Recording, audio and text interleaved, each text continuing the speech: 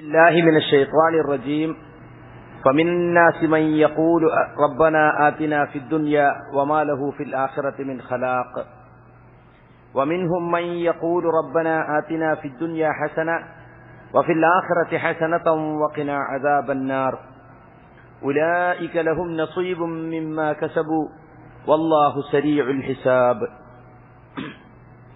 പ്രിയമുള്ള സഹോദരി സഹോദരന്മാരെ, അള്ളാഹുവിന്റെ വിധിവിലക്കുകൾ സൂക്ഷിച്ചുകൊണ്ട്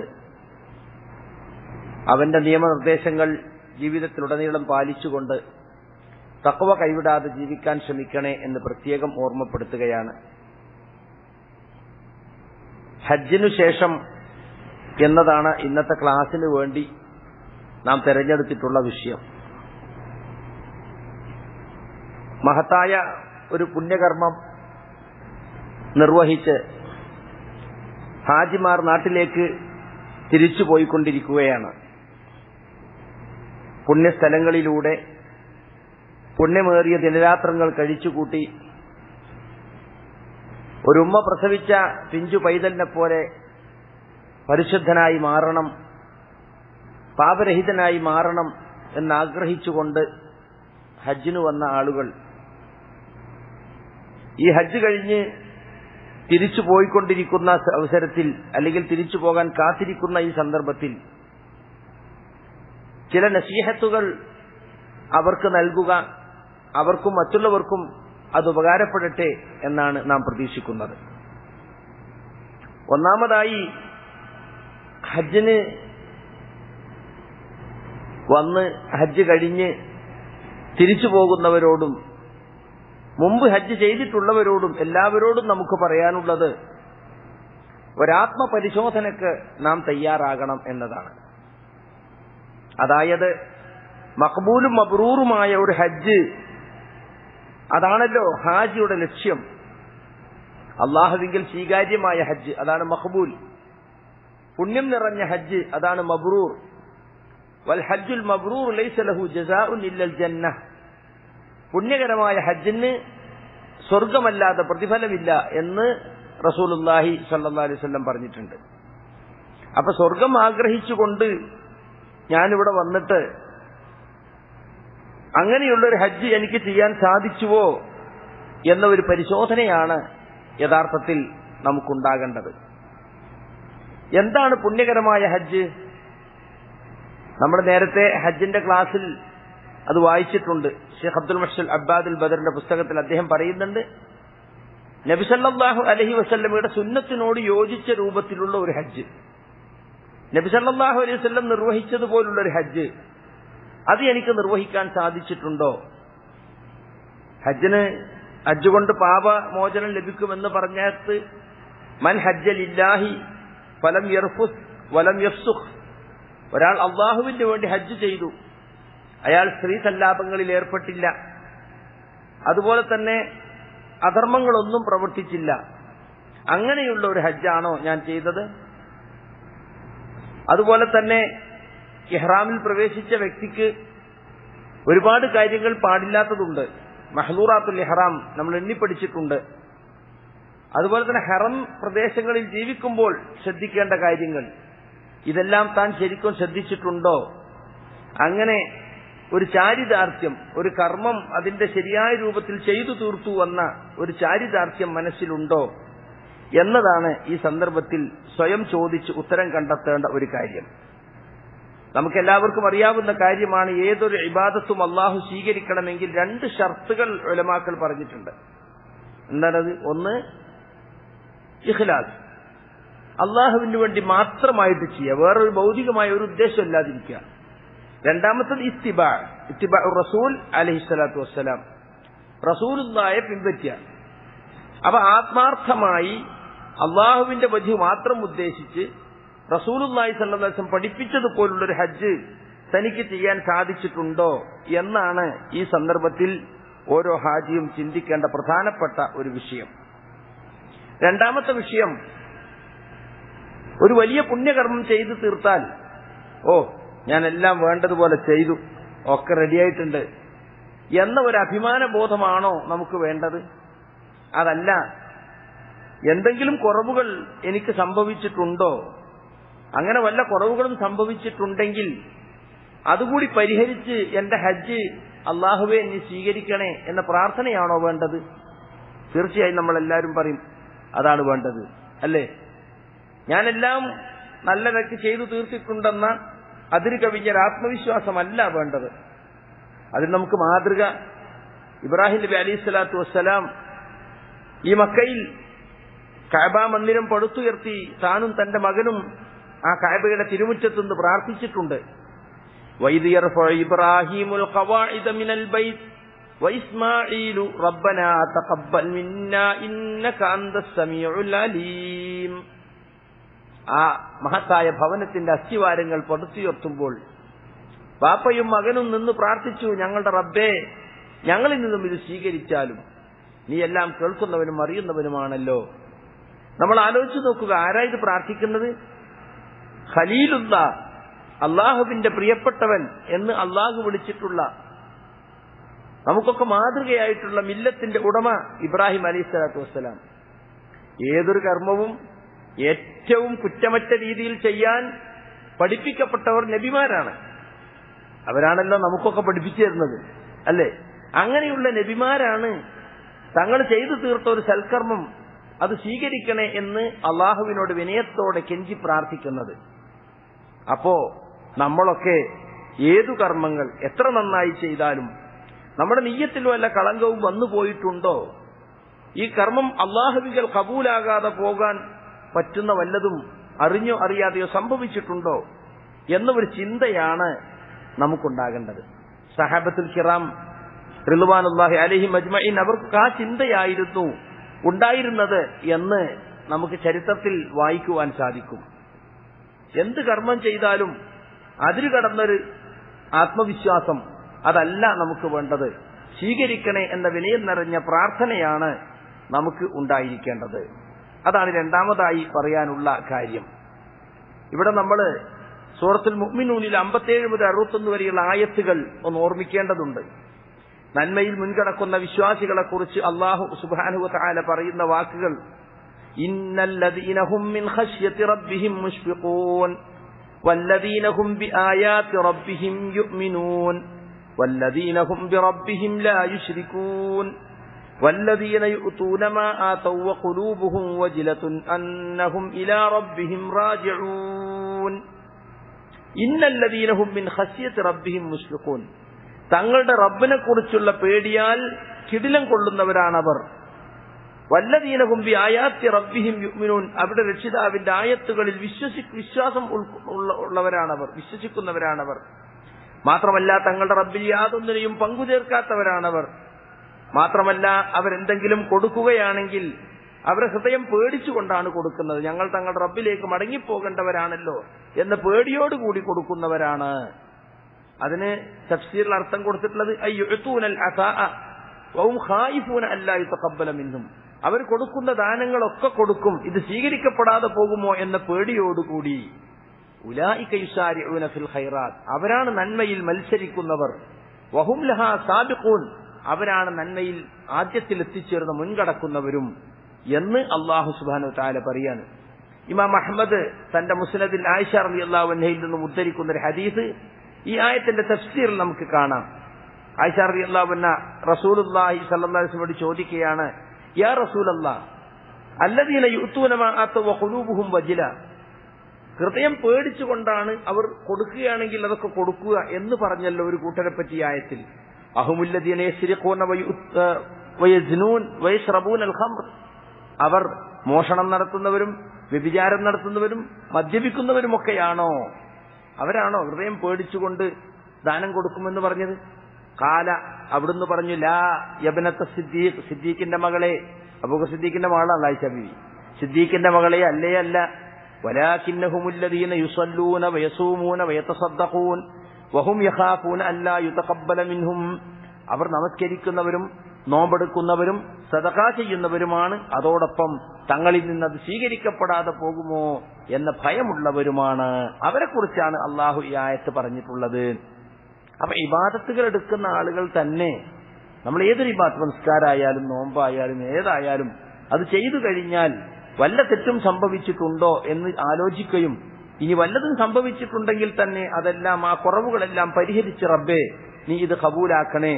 നമ്മളെ നിയ്യത്തിൽ വല്ല ദോഷങ്ങളും സംഭവിച്ചിട്ടുണ്ടോ?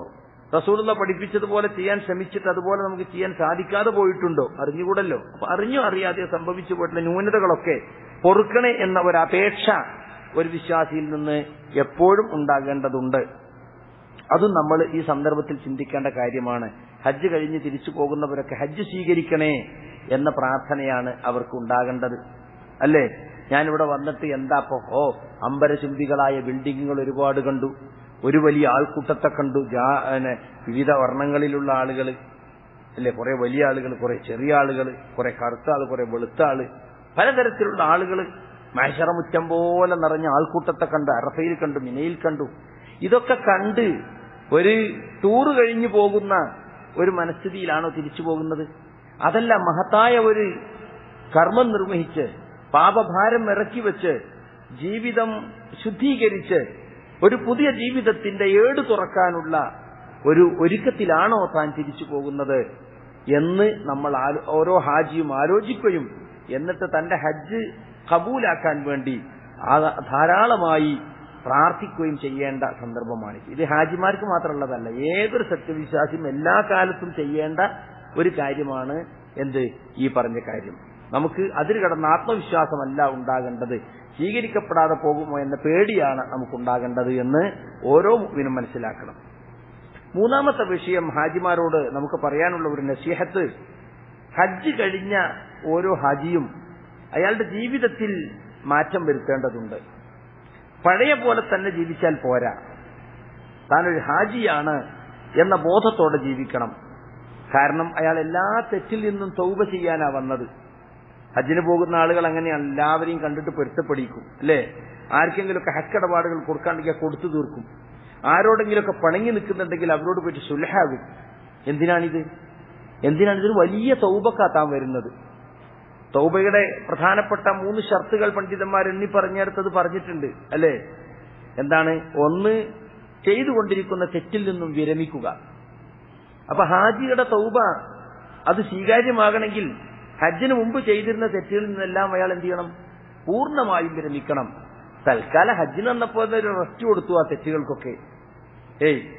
തൽക്കാലം ഒരു ഇടവേള. അത് കഴിഞ്ഞ് വീണ്ടും പഴയ തെറ്റിലേക്ക് തന്നെ പോവുകയാണ്. പലിശക്കാരൻ തന്നെ, നുണയൻ തന്നെ, ചതിയൻ തന്നെ, കളവ് പറയുന്നവൻ തന്നെ, ഏഷണിക്കാരൻ തന്നെ. പിന്നെന്താ ഹജ്ജ് കൊണ്ട് കാര്യമുള്ളത്? ലക്ഷങ്ങൾ ചെലവാക്കി വന്നിട്ട് 10-40 ദിവസം പുണ്യഭൂമിയിൽ ചെലവഴിച്ചിട്ട് എന്താ കിട്ടാനുള്ളത്? അപ്പൊ അതല്ല യഥാർത്ഥത്തിൽ ഉണ്ടാകേണ്ടത്. കഴിഞ്ഞുപോയ തെറ്റുകളിൽ നിന്നെല്ലാം, ചെയ്തുകൊണ്ടിരിക്കുന്ന തെറ്റുകളിൽ നാം പൂർണ്ണമായും വിരമിക്കണം. അത് തൗബയുടെ ഒന്നാമത്തെ ഷർത്താണ്. രണ്ടാമത്തെ ഷർത്ത് എന്താണ്? ചെയ്തു പോയ തെറ്റിനെ പറ്റി ഖേദമുണ്ടായിരിക്കണം. അത് അറഫയിൽ വെച്ചുണ്ടാകേണ്ട കാര്യമാണ്. എപ്പോഴും ഏത് സമയത്തും തൗബ ചെയ്യുമ്പോൾ വേണ്ട കാര്യമാണ്. എനിക്കതിനെ പറ്റിയൊന്നൊരു ഖേദമല്ല, എല്ലാവരും ചെയ്യുന്ന മാതിരി ഞാനും ചെയ്തു, അതിനിപ്പോ എന്താ, ഇപ്പൊ ഒന്നും ചെയ്യുന്നില്ല എന്ന രൂപത്തിലല്ല വേണ്ടത്. അറിവില്ലായ്മ കൊണ്ട്, അവിവേകം കൊണ്ട്, അല്ലെങ്കിൽ എന്റെ കൂട്ടുകെട്ട് ശരിയില്ലാത്തത് കൊണ്ട്, എന്റെ പ്രായത്തിന്റെ ദോഷം കൊണ്ട്, അങ്ങനെ പലതുകൊണ്ടും ചാബല്യങ്ങളിൽ അകപ്പെട്ട് ഞാൻ അങ്ങനെ ചെയ്തു പോയി, എനിക്കിന്നതിൽ ഖേദമുണ്ട് റബ്ബേ, ഇനി എന്നെ അതിലേക്ക് തിരിച്ചു വന്ന അവസ്ഥ ഉണ്ടാക്കല്ലേ എന്ന് ഖേദം തോന്നണം. മൂന്നാമത്, ഇനി ആ തെറ്റിലേക്ക് തിരിച്ചു പോവുകയില്ലെന്ന ഉറച്ച പ്രഖ്യാപനം അയാൾ മനസ്സിൽ വെക്കണം, പ്രതിജ്ഞ വേണം. അത് അറഫയിൽ വെച്ച് ചെയ്യേണ്ട കാര്യം അതൊക്കെ തൗബയിൽ. അപ്പൊ ഇതൊക്കെ ഉദ്ദേശിച്ച് അവിടെ വന്നിട്ടുള്ളത്. തൗബ എന്ന് പറഞ്ഞാൽ ഉമ്മ പ്രസവിച്ച കുട്ടിയെപ്പോലെ പരിശുദ്ധനാകുന്ന പാപങ്ങളിൽ നിന്ന് പൂർണ്ണമായും കഴുകിക്കളയാന്ന. ചില പണ്ഡിതന്മാർ, ഭൂരിഭാഗം പണ്ഡിതന്മാരും പറഞ്ഞിട്ടുള്ളത് ഹജ്ജ് കൊണ്ട് ചെറുപാപങ്ങൾ മാത്രമേ പൊറുക്കുള്ളൂ, എന്നാൽ മറ്റ് ഇബാദത്തുകളെ പോലെയല്ല, ഹജ്ജ് കൊണ്ട് വൻപാപങ്ങളും പൊറുക്കപ്പെടാൻ സാധ്യതയുണ്ട് എന്ന് പറഞ്ഞ പണ്ഡിതന്മാർ വരുന്നുണ്ട്.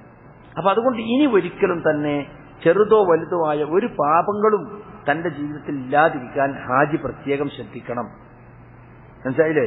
ഇന്നിപ്പോ കാണാൻ സാധിക്കുന്നത് വൻപാപങ്ങളിൽ നിന്ന് ആളുകൾ പൂർണ്ണമായും വിട്ടു നിൽക്കുന്നിട്ടില്ല. അതോടൊപ്പം ചെറുപാപങ്ങളാകട്ടെ എമ്പാടും ചെയ്തുകൊണ്ടിരിക്കുകയും ചെയ്യുന്നു. എന്നാൽ ഒരു വിശ്വാസി എങ്ങനെ ആയിരിക്കണം? വൻപാപങ്ങളിൽ നിന്നും പാടെ അകന്നു നിൽക്കണം, എന്നാലേ ചെറുപാപങ്ങൾ പൊറുക്കപ്പെടുകയുള്ളൂ.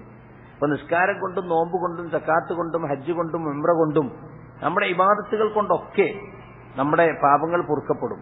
ഇന്നൽ ഹസനാത്ത് യുദ്ഹിബിന സയ്യിആത്ത്, നാം ചെയ്യുന്ന നന്മകൾ നമ്മുടെ തിന്മകളെ മായ്ച്ചു കളയും, ഇല്ലാതാക്കും എന്ന് ഖുർആൻ പഠിപ്പിച്ചിട്ടുണ്ട്. പക്ഷെ ഇബാദത്തുകൾ കൊണ്ട് പൊറുക്കുന്നതൊക്കെ ചെറുദോഷങ്ങളാണ് എന്നാണ് ഭൂരിഭാഗം ഉലമാക്കളും പറഞ്ഞിട്ടുള്ളത്. നിസ്കാരം കൊണ്ട് നോമ്പുകൊണ്ടൊക്കെ പൊറുക്കണില്ല. ഒരു നിസ്കാരം അടുത്ത നിസ്കാരം വരെ, ഒരു ജുമുഅ അടുത്ത ജുമുഅ വരെ, ഒരു റമദാൻ അടുത്ത റമദാൻ വരെ, ഒരു ഉംറ അടുത്ത ഉംറ വരെ, അല്ലേ? ഇതൊക്കെ പാപങ്ങൾ പൊറുക്കുന്ന നമ്മൾ പറഞ്ഞിട്ടുണ്ട്. പക്ഷെ അതിന് കണ്ടീഷൻ പറഞ്ഞിട്ടുണ്ട്. എന്താ? ഇദ്ജിത്നിബത്തിൽ കബായിർ, വൻ പാപങ്ങൾ അയാൾ പാടെ ഉപേക്ഷിക്കണം. വൻ പാപങ്ങൾ ഉപേക്ഷിച്ച ആൾക്ക് മാത്രമേ എന്ത് ചെയ്യുള്ളൂ? ഇബാദത്തുകൾ കൊണ്ട് ചെറുപാപങ്ങൾ പൊറുക്കപ്പെടുകയുള്ളൂ. അത് സൂറത്ത് നിസാഇൽ അല്ലാഹു വ്യക്തമായി പറഞ്ഞിട്ടുള്ള കാര്യമാണ്. ഏതാണ് ആയത്ത്? ഇൻ തജ്തനിബൂ കബായിറ മാ തുൻഹൗന അൻഹും നുകഫിർ അൻകും സയ്യിആതികും വനുദ്ഖിൽകും മുദ്ഖലൻ കരീമാ. നിങ്ങളോട് വിരോധിക്കപ്പെട്ട വൻ പാപങ്ങൾ നിങ്ങൾ പാടെ ഉപേക്ഷിക്കുന്ന പക്ഷം നിങ്ങളുടെ പാപങ്ങൾ നാം മൂടിവെച്ച് മാപ്പാക്കുന്നതും നിങ്ങളെ നാം സ്വർഗത്തിൽ പ്രവേശിപ്പിക്കുന്നതുമാണ്. അപ്പൊ പാപങ്ങൾ പൊറുക്കാനുള്ള കണ്ടീഷൻ, ചെറുപാപങ്ങൾ പൊറുക്കാനുള്ള കണ്ടീഷൻ എന്താ? വൻ പാപങ്ങൾ പാടെ ഉപേക്ഷിക്കണം. അതുകൊണ്ട് ഹാജിയുടെ ജീവിതത്തിൽ ഒരിക്കലും വൻപാപം ഉണ്ടാകാൻ പാടില്ല. വൻദോഷങ്ങൾ എന്ന് പറഞ്ഞ് 7 എണ്ണിപ്പടിച്ചത് അത് മാത്രമല്ല, ആ 7 ഏതായാലും വൻപാപാണ്. ഷിർക്ക്, അല്ലേ? സബഉൽ മൂബിഖാത്ത്. 1 ഷിർക്ക്, 2 സിഹിർ. സിഹിർ എന്ന് പറഞ്ഞാൽ എന്താ? മാരണം, കൂടോത്രം, അല്ലേ? ഇസ്മിന്റെ പണി. അത് തങ്ങളെടുത്ത് പോയി ചെയ്താലും, പണയന്റെ അടുത്ത് പോയി ചെയ്താലും, ആരടുത്ത് പോയി ചെയ്താലും, അല്ലേ? മന്ത്രവാദികൾ അതല്ലേ ചെയ്യണത്, സാഹിറന്മാര്. അപ്പൊ സിഹിർ. പിന്നെ വഖത്ലുൻ നഫ്സ്, മനുഷ്യനെ കൊല്ല. പിന്നെ അഖ്ലു റിബ, പലിശ തിന്ന. അഖ്ലു മാലിൽ യതീം, യതീമിന്റെ ധനം അന്യായമായി തിന്ന. പിന്നെ യുദ്ധരംഗത്ത് പിന്തിരിഞ്ഞോടുക. 7ാമത്തത് മുഅ്മിനത്തുകളായ, സത്യവിശ്വാസിനികളായ, പതിവ്രതകളായ, ചാരിത്രശുദ്ധിയുള്ള സ്ത്രീകളെ കുറിച്ച് വ്യഭിചാരാരോപണം ഉന്നയിക്കുക. മനസ്സിലായില്ലേ? അപ്പൊ അതും എന്ത് ചെയ്യണം? അതെല്ലാം ഒഴിവാക്കണം. അതെല്ലാം ഒഴിവാക്കിയാൽ മാത്രമേ എന്ത് ചെയ്യുള്ളൂ? അയാൾക്ക് ചെറുപാപങ്ങൾ പൊറുക്കപ്പെടുള്ളൂ. ഈ 7 മാത്രമാണോ വൻപാപം? അല്ല. മാതാപിതാക്കളെ ദ്രോഹിക്കൽ വൻപാപമാണെന്ന ഹദീസിലുണ്ട്. കള്ളസാക്ഷ്യം പറയൽ വൻപാപമാണെന്ന ഹദീസിലുണ്ട്. അതുപോലെ ഒരുപാട് കാര്യങ്ങൾ ഖുർആനിലും ഹദീസിലും എടുത്തു പറഞ്ഞിട്ടുണ്ട്. വൻ ശിക്ഷയുണ്ടെന്ന്. അത് ചെയ്താൽ അള്ളാഹുവിന്റെ കോപമുണ്ട്, അത് ചെയ്താൽ അള്ളാഹുവിന്റെ ശാപമുണ്ട്, അത് ചെയ്താൽ നിനക്ക് നരകമുണ്ട് എന്നിങ്ങനെയുള്ള ശൈലിയിൽ വിരോധിച്ചിട്ടുള്ള വലിയ കുറ്റങ്ങളൊക്കെ പണ്ഡിതന്മാർക്ക് ധീരത്തായിട്ട് എണ്ണിയിട്ടുള്ളത്. അത് ഈ 7 മാത്രമല്ല. അൽ കബായിർ, വൻപാപകം എന്ന പുസ്തകം തന്നെ പലരും എഴുതിയിട്ടുണ്ട്. ഇമാം സഹബി എഴുതിയിട്ടുണ്ട്. അതുപോലെ തന്നെ ഇമാം മുഹമ്മദ് അബ്ദുൽ വഹാബ് എഴുതിയിട്ടുണ്ട്. മക്കയിലെ ഷാഫി പണ്ഡിതനായിരുന്ന ഹൈത്തമി എഴുതിയിട്ടുണ്ട്. ഇവരൊക്കെ കബായിറിനെ പറ്റി വേറെയും പല പുസ്തകം എഴുതിയിട്ടുണ്ട്. അപ്പൊ അതിലൊക്കെ ഒരുപാട് ഹദീസുകൾ എണ്ണി പറഞ്ഞിട്ടുണ്ട്. ഉദാഹരണമായിട്ട് ഷിർക്ക്, വൻപാപങ്ങൾ ഒരു പാപം. അതിൽ നിന്ന് രക്ഷ തേടി നമ്മൾ പ്രാർത്ഥിക്കണം. എത്ര കാലം തൗഹീദിൽ ജീവിച്ച ആളാണെങ്കിലും ഷിർക്കിലേക്ക് പോകാനുള്ള സാധ്യത എന്നുകൊണ്ട് ശൈത്താൻ അതിന് പരിശ്രമിക്കുകയും ചെയ്യും. അതുകൊണ്ടാണ് അബൂബക്കർ സിദ്ദീഖ് റളിയല്ലാഹു അൻഹുവിന് റസൂലുള്ളാഹി സ്വല്ലല്ലാഹു അലൈഹി വസല്ലം ഒരു പ്രാർത്ഥന പഠിപ്പിച്ചു. ഷിർക്കിന്റെ ചെറുതും വലുതുമായ എല്ലാ ഇനങ്ങളിൽ നിന്നും രക്ഷപ്പെടാൻ വേണ്ടി അല്ലാഹുമ്മ ഇന്നി അഊദു ബിക മിൻ അൻ ഉശ്രിക ബിക ശൈഅൻ വ അന അഅലമു വ അസ്തഗ്ഫിറുക ലിമാ ലാ അഅലമു. അല്ലാഹുവേ, നിന്നോട് ഞാൻ അഭയം തേടുന്നു, ഞാൻ അറിഞ്ഞുകൊണ്ട് നിന്നിൽ വല്ലതും പങ്കു ചേർക്കുന്നതിൽ നിന്നും. അറിയാതെ എന്നിൽ സംഭവിച്ചു പോയ ഷിർക്കിനെ സംബന്ധിച്ചും ഞാൻ നിന്നോട് പൊറുക്കലിനെ ചോദിക്കുന്നു. ഇത് പറഞ്ഞാൽ നമുക്ക് ഷിർക്കിന്റെ ചെറുതും വലുതുമായ, സൂക്ഷ്മവും സ്ഥൂലവുമായ എല്ലാ അംശങ്ങളിൽ നിന്നും നമുക്ക് രക്ഷ കിട്ടും. അപ്പൊ ഷിർക്കിന് രക്ഷ തേടി പ്രാർത്ഥിക്കുന്ന അബൂബക്കർ സിദ്ദീഖ് റളിയല്ലാഹു അൻഹു ആണ്. അപ്പൊ നമ്മളൊക്കെ പ്രാർത്ഥിക്കണം. അതുപോലെ തന്നെ സുഹൃത്തുക്കളെ, കുഫ്ർ, സത്യനിഷേധം. അല്ലാഹുമ്മ ഇന്നി അഊദു ബിക മിനൽ കുഫ്രി വൽ ഫഖർ, ദാരിദ്ര്യത്തിൽ നിന്നും കുഫറിൽ നിന്നും അല്ലാഹുവേ ഞാൻ നിന്നോട് രക്ഷ തേടുന്നു എന്ന പ്രാർത്ഥന. അത് ഷിർക്ക്, കുഫർ, നിഫാഖ്, കാപട്യം, അല്ലെ? മുനാഫിഖ് നരകത്തിന്റെ അടിത്തട്ടില്ലെന്ന് പറഞ്ഞിട്ടുണ്ടല്ലോ. അത് അഖീദയിലുള്ള നിഫാഖുണ്ട്, അമലിലുള്ള നിഫാഖുണ്ട്. അതൊക്കെ നമ്മൾ പല ക്ലാസ്സുകളിലും പറഞ്ഞിട്ടുള്ള കാര്യമാണ്. മനസ്സിലായില്ലേ? നിഫാഖ് അക്ബറും അസ്ഗറും ഉണ്ട്. ഷിർക്കും അതുപോലെ തന്നെ വലിയ ഷിർക്കുണ്ട്, ചെറിയ ഷിർക്കുണ്ട്. ചെറിയ ഷിർക്ക് ഏതാ? ദജ്ജാലിനേക്കാൾ എന്റെ ഉമ്മത്തിന് ഞാൻ ഏറ്റവും കൂടുതൽ ഭയപ്പെടുന്നത് ചെറിയ ഷിർക്കിനെയാണ് എന്നിട്ട് ഏതാ പറഞ്ഞത്? റിയാ. മറന്നുപോയി. റിയാ. എന്താ റിയാ? ലോകമാന്യം, ആളുകളെ കാണിക്കാൻ വേണ്ടി സൽക്കർമ്മങ്ങൾ ചെയ്യുക. സൽക്കർമ്മം അള്ളാഹുവിന്റെ പ്രീതി ഉദ്ദേശിച്ച് ചെയ്യേണ്ട കാര്യമാണ്. അത് ആളുകളെ കാണിക്കാൻ വേണ്ടി ചെയ്താൽ അതാന്താ പറയാ? റിയാ എന്ന് പറയാ. മനസ്സിലായില്ലേ? അപ്പൊ അത് ചെറിയ ശിർക്കാണ്. അത് ഇരുട്ടത്ത് ഉറുമ്പ് അരിച്ചരിച്ചഴഞ്ഞു വരുന്നത് പോലെ എന്റെ ഉമ്മത്തിലേക്ക് കടന്നു വരും എന്ന് റസൂലുള്ളാഹി സ്വല്ലല്ലാഹു അലൈഹി വസല്ലം പറഞ്ഞിട്ടുണ്ട്. ഇപ്പൊ റിയാ എമ്പാടും നടക്കുന്ന ഒരു രംഗമാണ് നമ്മുടെ മതരംഗം അല്ലേ.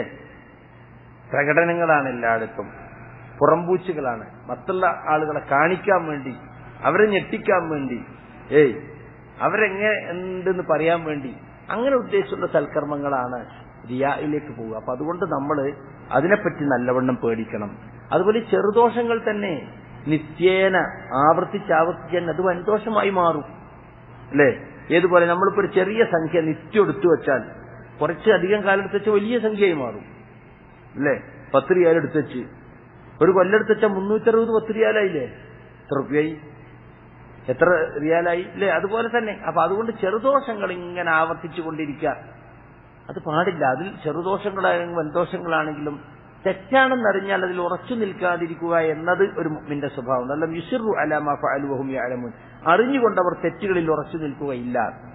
ഞാനിത് പറയുന്നത് ഹാജിമാരായ ആളുകളെ സംബന്ധിച്ചിടത്തോളം പ്രത്യേകിച്ച് ഇനി ജീവിതത്തിൽ വളരെയേറെ ശ്രദ്ധിക്കേണ്ടതുണ്ട്. ഞാൻ ഹജ്ജ് കഴിഞ്ഞ ആളാണ്. ജീവിതത്തിന്റെ പാപങ്ങൾ കഴുകിക്കളയാൻ വേണ്ടി ലക്ഷങ്ങൾ ചെലവാക്കി മക്കത്ത് പോയി, മിനായിലും അറഫായിലും മുസ്ദലിഫയിലും മശായിറുകളിൽ പോയി പ്രാർത്ഥിച്ച് തവാഫ് ചെയ്ത് സഅയ് ചെയ്ത് തിരിച്ചു വന്ന ആളാണ് ഞാൻ എന്ന ബോധം ഹാജിക്ക് ഉണ്ടായിരിക്കണം. അതുകൊണ്ട് എല്ലാ തെറ്റിൽ നിന്നും അകന്നു നിൽക്കുകയും തെറ്റുകളിലേക്ക് പോകാൻ സാധ്യതയുള്ള മേഖലകളിൽ നിന്ന് തന്നെയും അകന്നു നിൽക്കുകയും വേണം. ഏറ്റവും കൂടുതൽ തെറ്റുകൾ സംഭവിക്കുന്ന 2 രംഗങ്ങൾ, ഒന്ന് സാമ്പത്തിക രംഗവും മറ്റൊന്ന് ലൈംഗിക രംഗവുമാണ്. സാമ്പത്തിക രംഗത്ത് എങ്ങനെയും പണമുണ്ടാക്കാമെന്ന ചിന്താഗതി, അത് എങ്ങനെയും വിനിയോഗിക്കാമെന്ന ചിന്താഗതി അതേറെ വർദ്ധിച്ചു വരുന്നൊരു കാലമാണിപ്പോ. ഹറാമും ഹലാലും നോക്കിയാലൊന്നും സമ്പാദിക്കാൻ കഴിയൂല എന്ന് കണക്ക് കൂട്ടുകയും അങ്ങനെ ഉപദേശിക്കുകയും ചെയ്യുന്ന മനുഷ്യപ്പിശാചുക്കളും ജിന്നുപിശാചുക്കളും ഉണ്ട്. എന്നിട്ട് പണം ഉണ്ടാക്കാൻ വേണ്ടി ഏത് മാർഗവും സ്വീകരിക്കും. അതൊന്നും ഇല്ലാതെ ഇപ്പൊ നടക്കൂല എന്ന്. യഥാർത്ഥത്തിൽ ഒരു മുഅ്മിനെ സംബന്ധിച്ചിടത്തോളം ചില കാര്യങ്ങളെക്കുറിച്ച് വ്യക്തമായ മറുപടി പറയാതെ കാലുകൾ അനക്കാൻ കഴിയുകയില്ല, പരലോകത്ത് കാൽപാദം മുന്നോട്ട് ചലിക്കുകയില്ല എന്ന് പറഞ്ഞ ഹദീസ് എത്ര ഗൗരവമുള്ള ഹദീസാ. അത് ഒരു കാര്യം എന്താ, വഅൻ മാലിഹി, അവന്റെ സമ്പത്തിനെ പറ്റി ചോദിക്കപ്പെടും. മിൻ ഐന ഇക്തസബു, എവിടുന്നാണ് അവനെ സമ്പാദിച്ചത്, ഏത് വഴിക്കാ സമ്പാദിച്ചത്, അത് കൃത്യമായി പറഞ്ഞു കൊടുക്കണം. അതിൽ തെറ്റിയാ പോയി കഴിയാം.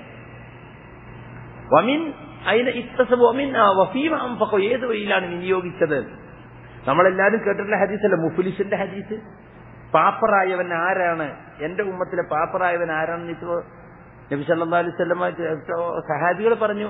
ഒരു പൈസയും കയ്യിലില്ലാത്ത, ഒരു റിയാലും ഇല്ല, ഒരു വസ്തുവകകളും ഇല്ലാത്ത അവനാണ് പാപ്പറായവൻ, തൊലഞ്ഞവൻ. നബി പറഞ്ഞു അതല്ല, എന്റെ ഉമ്മത്തിൽ കുറെ ആളുകൾ നിസ്കാരവും നോമ്പും സക്കാത്തും മറ്റൊക്കെ ആയിട്ട് പരലോകത്ത് വരും. പക്ഷെ വേറൊരുത്തനെ ദ്രോഹിച്ചിട്ടുണ്ടാകും, വേറൊരുത്തന്റെ രക്തം ചിന്തിയിട്ടുണ്ടാവും, വേറൊരുത്തന്റെ ധനം അന്യായമായി തിന്നിട്ടുണ്ടാവും, വേറൊരുത്തരെ ചീത്ത പറഞ്ഞിട്ടുണ്ടാവും. ഇങ്ങനെ മറ്റുള്ളവരെ പല നിലക്കും ദ്രോഹിച്ച് അവരുടെയൊക്കെ ഹക്ക് എന്റെ മേലുണ്ട്. അപ്പൊ അള്ളാഹു എന്താ ചെയ്യാ? ഇപ്പൊ എന്റെ നിങ്ങൾ പണം വാങ്ങി മുങ്ങി, പരലോകത്ത് നല്ല എനിക്ക് ആ പണം വാങ്ങി തന്നെ എനിക്ക് പണത്തിന്റെ ആവശ്യമുണ്ടോ? പരലോകത്ത് ടാക്സി കൊടുക്കാനോ വാടക കൊടുക്കാനോ ഒന്നുമില്ലല്ലോ. അവിടെ പണത്തിന്റെ ആവശ്യമില്ല, അവിടെ വേണ്ടത് സൽക്കർമ്മമാണ്. അപ്പൊ അള്ളാഹു എന്താ ചെയ്യാന്നറിയോ? മനസ്സിലാവും. നിങ്ങളെ സൽക്കർമ്മം എടുത്തിട്ട്, അല്ല എന്റെ സൽക്കർമ്മം എടുത്തിട്ട് നിങ്ങൾക്ക് തരും. നിങ്ങൾക്കതാണല്ലോ ആവശ്യം. എന്നിട്ടും നിങ്ങളെ കടം തീരുന്നില്ലെങ്കിൽ നിങ്ങൾ ചെയ്ത ദുഷ്കർമ്മമൊക്കെ എടുത്തിട്ട് ലാലിമായ എനിക്ക് തരും. അപ്പൊ ളുൽമ് സംഭവിച്ചു പോയിട്ടുണ്ടെങ്കിൽ സമ്പത്ത് കൊണ്ടോ ശരീരം കൊണ്ടോ മറ്റോ കൈ കൊണ്ടൊക്കെ ഉള്ള ഉപദ്രവങ്ങളും എത്ര ചെയ്തിട്ടുണ്ടെങ്കിൽ അവർക്ക് പരലോകത്തൊന്നുണ്ട്. നിസ്കാരം നോമ്പൊക്കെ മറ്റൊന്ന് കൊടുക്കേണ്ടി വരും. അതുകൊണ്ട് അതിനെ കുറിച്ച് നമ്മളെ ബേജാറ് നമുക്ക് എപ്പോഴും ഉണ്ടായിരിക്കണം എന്ന് നമ്മുടെ ഹാജിമാരോടും അല്ലാത്തവരോടും പ്രത്യേകിച്ച് ഓർമ്മപ്പെടുത്തുകയാണ്. തെറ്റുകൾ വർദ്ധിച്ചു വരുന്നൊരു കാലത്താണ് നാം ജീവിക്കുന്നത്. ഒരു തെറ്റിലും ഞാൻ അകപ്പെട്ടിട്ടില്ല എന്ന് രാത്രി കിടക്കാൻ നേരത്ത് ഒരാൾക്ക് ഉറപ്പിച്ചു പറയാൻ പറ്റാത്ത, എത്ര ശ്രദ്ധിച്ചാലും തെറ്റുകൾ വീണുപോകുന്ന ഒരു കാലത്ത്. അതുകൊണ്ട് വളരെ ജാഗ്രതയുള്ളവരായിരിക്കണം നമ്മൾ എന്ന് വിശേഷിച്ച് ഓർമ്മപ്പെടുത്തുകയാണ്.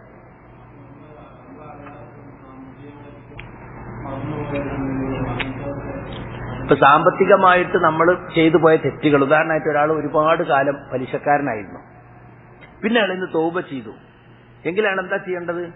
ആരിൽ നിന്നൊക്കെ പലിശ വാങ്ങിയെന്ന് അയാൾക്ക് അറിയോ അതൊക്കെ തിരിച്ചു കൊടുക്കുക. ചിലപ്പോൾ അറിയാത്തുണ്ടാവും, എവിടേക്കോ ആയിരിക്കും ആളുകൾ. ഇപ്പൊ ബോംബെ കുറെ കാലം ജീവിച്ചാറ് കുറെ പലിശ കച്ചവടം നടത്തി, പിന്നെ ഗുജറാത്ത് പോയി അവിടെ കുറെ പലിശ, ദുബായ്, ഇങ്ങനെയൊക്കെ ഈ ആളുകളൊക്കെ പിന്നെ കണ്ടെത്താൻ കഴിയുമോ? കഴിയില്ല, തിരിച്ചു കൊടുക്കാനും കഴിയില്ല. അങ്ങനത്തെ സന്ദർഭത്തിൽ എന്ത് ചെയ്യാച്ചാൽ കഴിയുന്നത്ര ആളുകൾക്ക് പിന്നെ ധാരാളമായി സദഖ ചെയ്യാം. താൻ പണ്ട് ചെയ്തതിന്റെ ഇരട്ടി എന്ത് ചെയ്യാം, സദഖ ചെയ്യാം തന്റെ സമ്പത്തിൽ നിന്ന്. അങ്ങനെ സാമ്പത്തിക കുറ്റകൃത്യങ്ങളിൽ നിന്നും നമ്മൾ എന്ത് ചെയ്യുക, അള്ളാഹുവിനോട് തൗബ ചെയ്ത് മടങ്ങുക. അതായിരിക്കും എന്റെ പരിഹാരം.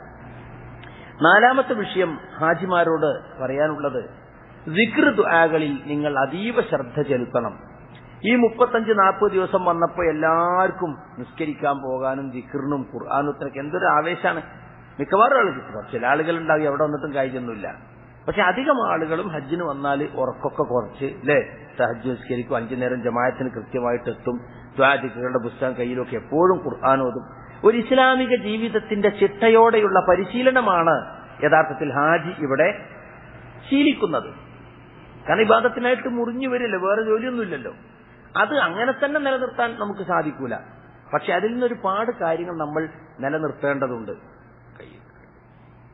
കയ്യിറക്കി ദിക്ർ ദുആകള് നമ്മുടെ ജീവിതത്തിൽ നമ്മൾ അള്ളാഹുമായുള്ള ബന്ധം നിലനിർത്താൻ ഏറ്റവും അനിവാര്യമായ ഒരു സംഗതിയാണ്.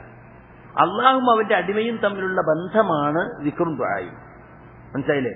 എത്ര കണ്ട് ദിക്ർ ദുആ വർദ്ധിപ്പിച്ച് അത്രയും കൊണ്ട് അള്ളാഹുവിനോട് അടുക്കും. ദിക്റും ദുആയും എത്ര കുറവാണോ അയാൾ അള്ളാഹുവിനും അകന്നകന്ന് പോയിക്കൊണ്ടിരിക്കും. മല്ലം യദ്ഉല്ലാഹ യഗ്ലിബു അലൈഹി, അള്ളാഹുവിനോട് ദുആ ചെയ്യാത്തവനോട് അള്ളാഹുവിന് കോപമാണ്. കണ്ടോ, അള്ളാഹിനെ വിളിച്ചിട്ട് ഓരോന്ന് ചോദിച്ചില്ലെങ്കിൽ അള്ളാഹ്ക്ക് ഇഷ്ടമല്ല. നമുക്ക് നേരം മറിച്ചാ, നമ്മളോട് ആളുകൾ ഇങ്ങനെ ചോദിച്ചുകൊണ്ടിരുന്ന നമുക്ക് ഇതങ്ങനെ ചോദിച്ചുകൊണ്ടിരിക്കണത് എന്ന് പറഞ്ഞ് നമുക്ക് ദേഷ്യമാണ്. അള്ളാഹിനോട് ഏറ്റവും കൂടുതൽ ചോദിക്കുന്നവനെയാണ് അള്ളാഹ്ക്ക് ഇഷ്ടം. അപ്പൊ അള്ളാഹുവിനോട് ചോദിച്ചുകൊണ്ടേയിരിക്കുക, അവനോട് പ്രാർത്ഥിച്ചുകൊണ്ടിരിക്കുക, അവനെ ഓർത്തുകൊണ്ടിരിക്കുക. ഓർക്കാനുള്ള ഏറ്റവും വലിയ മാർഗമാണ് നമസ്കാരം. അല്ലേ? നിസ്കാരം വെച്ചേ തന്നെ വല ദിക്റുല്ലാഹി അക്ബർ, ഇന്ന സ്വലാത്ത തൻഹാ അനിൽ ഫഹ്ശാഇ വൽ മുൻകർ, നീചവും നിഷിദ്ധവുമായ പ്രവർത്തനങ്ങൾ നിസ്കാരം നിങ്ങളെ തടയും. അതുപോലെ തന്നെ എന്തിനാ നിസ്കാരം അള്ളാഹു നിശ്ചയിച്ച് അഖിമിസ് സ്വലാത്ത ലിദിക്രി, എന്നെ ഓർക്കാൻ വേണ്ടി നിങ്ങൾ നിസ്കാരം നിലനിർത്തുക. അപ്പൊ അള്ളാഹുവിനെ കുറിച്ചുള്ള ഓർമ്മ അത് നമ്മൾ ഉണ്ടാക്കുന്ന പ്രധാനപ്പെട്ട സംഗതിയാണ് നിസ്കാരം. നിസ്കാരത്തിലാണ് ഏറ്റവും കൂടുതൽ ദിക്ർ ദുആകളുള്ളത്. തുടക്കം മുതൽ ഒടുക്കം വരെ അള്ളാഹിനോടുള്ള പ്രാർത്ഥനയും ദിക്റുകളുമാണ് നിസ്കാരത്തിൽ. അല്ലേ? അള്ളാഹു അക്ബർ എന്ന് തക്ബീർ ചൊല്ലി സലാം വീട്ടുന്നത് വരെ നിസ്കാരം കഴിഞ്ഞാലുള്ള ദിക്ർ ദുആകള്. അല്ലേ? ഇപ്പോ ഓരോ നമസ്കാരത്തിന് ശേഷവും ആയത്തുൽ കുർസി ഓതണം, പഠിപ്പിച്ചിട്ടില്ലേ? അതുപോലെ 3 സൂറത്തുകൾ, സൂറത്തുൽ ഇഖ്ലാസ്, ഖുൽ ഹുവല്ലാഹു അഹദ്, സൂറത്തുൽ ഫലഖ്, ഏതാ ഖുൽ അഊദു ബിറബ്ബിൽ ഫലഖ്, പിന്നെ സൂറത്തുൻ നാസ്. ഖുർആനിലെ അവസാനത്തെ ഈ 3 അധ്യായങ്ങൾ 5 നേരം ഓതണം. അത് രാവിലെയും വൈകുന്നേരവും എന്ത് ചെയ്യണം? 3 തവണ ഓതണം. അപ്പൊ അത്രയും ഗൗരവത്തിൽ പഠിപ്പിക്കുകയാണിത്. ആയത്തുൽ കുർസിയും ഈ സൂറത്തുകളും ഓതുന്നുണ്ട്. പിന്നെ സുബ്ഹാനല്ലാഹ് 33, അൽഹംദുലില്ലാഹ് 33, അല്ലാഹു അക്ബർ 33. എന്നിട്ട് 99 എത്തി 100 തേക്കാൻ വേണ്ടി ലാ ഇലാഹ ഇല്ലല്ലാഹു വഹ്ദഹു ലാ ശരീക ലഹു ലഹുൽ മുൽക്കു വലഹുൽ ഹംദു വലാ കുല്ലി ഷൈഇൻ ഖദീർ എന്ന് പറഞ്ഞ് 100 തേക്ക് ഓരോ നിസ്കാരത്തിന് ശേഷം. പിന്നെ ചില ആളുകള് അത് ഈ മഗ്‌രിബിന് ശേഷമാണ് 3 തവണ ഓതേണ്ടത് എന്നും, അല്ല വൈകുന്നേരത്തെ അദ്കാറിൽ ചൊല്ലിയാൽ രണ്ടിലൊന്നും ചൊല്ലിയാൽ മതി. വൈകുന്നേരത്തെ അദ്കാറിൽ ചൊല്ലുന്നുണ്ടെങ്കിൽ പിന്നെ മഗ്‌രിബിന് ശേഷം എന്ത് ചെയ്യേണ്ടതില്ല, ചൊല്ലേണ്ടതില്ല. അതുപോലെ സുബഹിക്ക് ശേഷമുള്ള ദിക്റുകളില്, സുബഹിക്ക് ശേഷം ദിക്റുകളും പറയുന്നതും നിസ്കാരത്തിന് പറഞ്ഞൊക്കെ ഏതാണ്ട് ഒരു രൂപത്തിൽ തന്നെയാണ് വരിക. സൂര്യ ഉദിക്കുന്നതിന് മുമ്പാണ് നമ്മൾ സാധാരണ എനിക്ക് എന്ത് ചെയ്യാറുള്ളത്, രാവിലത്തെ അദ്കാർ സബാഹ് ചെല്ലുക. അപ്പൊ അതിന് ചെല്ലിയാലും മതി. അപ്പോൾ രാത്രി കിടക്കുമ്പോ ആയത്തുൽ കുർസി ഓതി, അതിനുശേഷം 3 സൂറത്തും കൈ രണ്ടും കൂട്ടിവെച്ച് അതിലേക്ക് ഓതി. ചില ഹദീസുകൾ ശരിക്കുള്ളത് ആദ്യം ഊതുക, എന്നിട്ട് ഓതുക. ഊതുക എന്ന് പറഞ്ഞാൽ അല്പം ഉമിനീർ തെറിപ്പിച്ചുകൊണ്ടുള്ള അതാണ്. എന്നിട്ട് 3 സൂറത്ത് ഓതിയിട്ട് ആദ്യം മുഖം തടവുക, പിന്നെ തല തടവുക, പിന്നെ ഇടത് കൈ കൊണ്ട് വലത് കൈ മുഴുവനും, വലത് കൊണ്ട് ഇടത് കൈ മുഴുവനും, പിന്നെ ഇങ്ങനെ മാറത്ത് ഇങ്ങനെ തുടങ്ങി, വയറിങ്ങനെ തുടങ്ങി, കാലുകളിലൊക്കെ, പിന്നെ താലും കിട്ടും. അങ്ങനെ ശരീരം കൈയെത്താവുന്നിടത്തൊക്കെ അങ്ങനെ 3 തവണ ചെയ്യണമെന്ന് റസൂലുള്ളാഹി സ്വല്ലല്ലാഹു അലൈഹി വസല്ലമ പഠിപ്പിച്ചിട്ടുണ്ട്. അപ്പൊ ഇതൊക്കെ നമ്മൾ പതിവാക്കണം. ദിക്ർ ദുആകളുടെ പുസ്തകങ്ങളൊക്കെ ഉണ്ട് ഇവിടെ, അതൊക്കെ വാങ്ങണം. രാവിലെ എണീക്കുമ്പോൾ എന്താ ചൊല്ലേണ്ടത്, കിടക്കുമ്പോൾ എന്താ ചൊല്ലേണ്ടത്, വീട്ടിൽ നിന്ന് പുറത്തു പോകുമ്പോൾ എന്താ പറയേണ്ടത്, പള്ളി കയറുമ്പോൾ എന്താ പറയേണ്ടത്, പള്ളിയിൽ നിന്ന് ഇറങ്ങുമ്പോൾ എന്താ പറയേണ്ടത്, ബാത്റൂമിൽ കയറുമ്പോൾ എന്താ പറയുന്നത്, ബാത്റൂമിൽ നിന്ന് ഇറങ്ങുമ്പോൾ എന്താ പറയേണ്ടത്, വസ്ത്രം ധരിക്കുമ്പോൾ എന്താ പറയേണ്ടത്, പുതുവസ്ത്രമാണെങ്കിൽ എന്താ പറയേണ്ടത്, മാസപ്പിറവി കണ്ടാൽ എന്താ പറയേണ്ടത്, കല്യാണത്തിന് പോയാലും മംഗലത്തിന് പോയാൽ വധുവരന്മാരെ ആശംസിക്കാൻ എന്താ പറയേണ്ടത്, ഇടിവെട്ടുമ്പോൾ എന്താ പറയേണ്ടത്, മഴ വർഷിക്കുമ്പോൾ എന്താ പറയുക, ഇങ്ങനെ എല്ലാത്തിനും റസൂലുള്ളാഹി സ്വല്ലല്ലാഹു അലൈഹി വസല്ലം ദിക്ർ ദുആകൾ പഠിപ്പിച്ചത്. നമുക്ക് വേറെ ഒരു ഏടിന്റെ ആവശ്യമല്ല. ചില ആളുകളൊക്കെ ഹജ്ജിന് വരുമ്പോൾ 33 വക ഏടുകൾ, 88 വക ഏടുകൾ എന്നൊക്കെ പറഞ്ഞിട്ട് പലരും എഴുതി കൂട്ടി ഏടുകൾ കൊണ്ടുവരും. അതുപോലെ തന്നെ ഇപ്പൊ നമ്മുടെ നാട്ടിൽ ഫിത്തനയാണ് മൻസിൽ എന്നൊരു ഒരാളിറക്കുന്നതാണ് ചെറിയ സൂഫിയാക്കളുടെ ദിക്റുകൾ. അത് ചില ആയത്തുകളുടെ കഷ്ണങ്ങൾ, അത് 12 വട്ടം, ഇത് 13 വട്ടം എന്നൊക്കെ പറഞ്ഞ അത് ഓതിക്കൊണ്ടിരിക്കുകയാണ് ആളുകൾ. ചില സൂറത്തുകളെ കഷ്ണങ്ങൾ മാത്രം ഓതുക. ചില സൂറത്തുകൾക്കും ചില അതുപോലെ തന്നെ ആയത്തുകൾക്കൊക്കെ പ്രത്യേകത ഉണ്ട്. പക്ഷെ അത് മാത്രം സെലക്ട് ചെയ്ത് ബുക്കാക്കിയിട്ട് അത് മാത്രം ഓതുന്ന സമ്പ്രദായം സലഫ് സാലിഹ്യങ്ങളിൽ ഉണ്ടായിരുന്നില്ല. അത് നമ്മൾ മനസ്സിലാക്കണം. ഇപ്പൊ മുൻജിയാത്ത് എന്നിട്ട് 8 സൂറത്ത് മാത്രം എടുത്തൊരു ചെറിയ ബുക്കാക്കിയിട്ട് അത് മാത്രം ഓതുക പാടില്ല. അത് നമ്മൾ ഖുർആൻ ആദ്യം മുതൽ അവസാനം വരെ ഓതുക, അത് ഖത്തം തീർക്കുക, അത് അർത്ഥസഹിതം പഠിക്കുക. അതുപോലെ തന്നെ നബി സല്ലല്ലാഹു അലൈഹി വസല്ലമയിൽ നിന്ന് സ്ഥിരപ്പെട്ടു വന്നിട്ടുള്ള സാബിത്തായിട്ടുള്ള ദിക്റുകൾ ധാരാളമുണ്ട് ഒരു മുഅ്മിൻ അനുഷ്ഠിക്കാൻ. മനസ്സിലായില്ലേ? അത് തന്നെ ധാരാളമുണ്ട്. രാവിലെ സുബഹി നിസ്കരിച്ച് സൂര്യ ഉദിക്കുന്നത് വരെ അദ്കാറു സബാഹ്, പ്രഭാതത്തിലെ ദിക്റുകൾ. വൈകുന്നേരം അസർ നിസ്കരിച്ച് സൂര്യൻ അസ്തമിക്കുന്നതിന് മുമ്പ് അദ്കാറുൽ മസാ, സായാഹ്നത്തിലെ വൈകുന്നേരത്തെ ദിക്റുകൾ. ഇതൊക്കെ പതിവാക്കി ചൊല്ലാൻ ഇവിടെ ഹജ്ജിന് വന്ന സന്ദർഭത്തിൽ പല ആളുകളും ശ്രദ്ധിക്കാറുണ്ട്. എന്നാൽ ഹജ്ജ് കഴിഞ്ഞ് തിരിച്ചു വരാൻ ഇതെല്ലാം വലിച്ചെറിയാൻ പറ്റുമോ? പറ്റൂല. ദുആ ദിക്റുകളിൽ ധാരാളമായി ശ്രദ്ധ ചെലുത്തണം. ഫദ്കുറൂനി അദ്കുറുക്കും വഷ്കുറൂലി വലാ തക്ഫുറൂൻ. നിങ്ങൾ എന്നെ ഓർക്കുക, എനിക്ക് ദിക്ർ ചെയ്യുക, എന്നാൽ ഞാൻ നിങ്ങളെയും ഓർക്കും. നിങ്ങൾ എനിക്ക് നന്ദി കാണിക്കുക, എന്നോട് നിങ്ങൾ നന്ദി കാണിക്കാതിരിക്കരുത്, നന്ദികേട് കാണിക്കരുത്. യാ അയ്യുഹല്ലദീന ആമനൂ ലാ തുൽഹിക്കും അംവാലുക്കും വലാ ഔലാദുക്കും അൻ ദിക്രില്ലാഹ് വമൻ യഫ്അൽ ദാലിക ഫഉലൈക ഹുമുൽ ഖാസിറൂൻ. സത്യവിശ്വാസികളെ, നിങ്ങളുടെ സമ്പത്തുക്കളും നിങ്ങളുടെ സന്താനങ്ങളും അള്ളാഹുവിനെ കുറിച്ചുള്ള ദിക്റിൽ നിന്നും നിങ്ങളെ അശ്രദ്ധമാക്കാതിരിക്കട്ടെ. ആരെങ്കിലും അപ്രകാരം ചെയ്താൽ അവർ നഷ്ടകാരികളാണ്. നമുക്ക് നിസ്കരിക്കാനും പ്രാർത്ഥിക്കാനും ദിക്റില്ലാൻ നേരം കിട്ടാത്ത നമ്മൾ ദുനിയാവിൽ അങ്ങേയറ്റം പൂണ്ടുപിടിച്ചിരിക്കുകയാണ്. നിസ്കാരം കഴിഞ്ഞ് അസ്സലാമു അലൈക്കും വറഹ്മത്തുള്ളാഹി അസ്സലാമു അലൈക്കും വറഹ്മത്തുള്ളാഹി എന്ന് പറയുമ്പോഴത്തേന് ഫോണ് ബെല്ലടിച്ചു, ദുനിയാവിലേക്ക് ഇറങ്ങി. അസ്താഗ്ഫിറുല്ലാഹ് പറയാൻ പോലും സമയമല്ല. ചില ആളുകൾ അത് സൈലന്റ് ഇട്ടിട്ട് ആരായിരിക്കും ഇപ്പൊ വിളിക്കണ്ടാവും, ഇപ്പൊ ലോഡ് വന്നിട്ടുണ്ടാവും, ഇപ്പോ പൈസക്ക് ആളെത്തിയിട്ടുണ്ടാവും, ഇപ്പോ ഇത് ഈ ചിന്ത തന്നെയാണ് എപ്പോഴും. മനസ്സിലായില്ലേ? അപ്പൊ അത് കുറച്ച് കുറക്കണം. ദുനിയാവിനോടുള്ള മനുഷ്യന്റെ ആർത്തി അത് അവസാനിക്കൂല.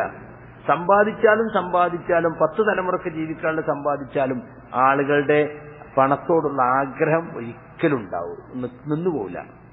അപ്പൊ അത് വളരെ അപകടമുള്ള സംഗതിയാണ്. അള്ളാഹുവിനെ കുറിച്ചുള്ള ദിക്റിൽ നിന്നും അത് നമ്മളെ പൂർണ്ണമായും തെറ്റിക്കും, അത് യാതൊരു സംശയമല്ല.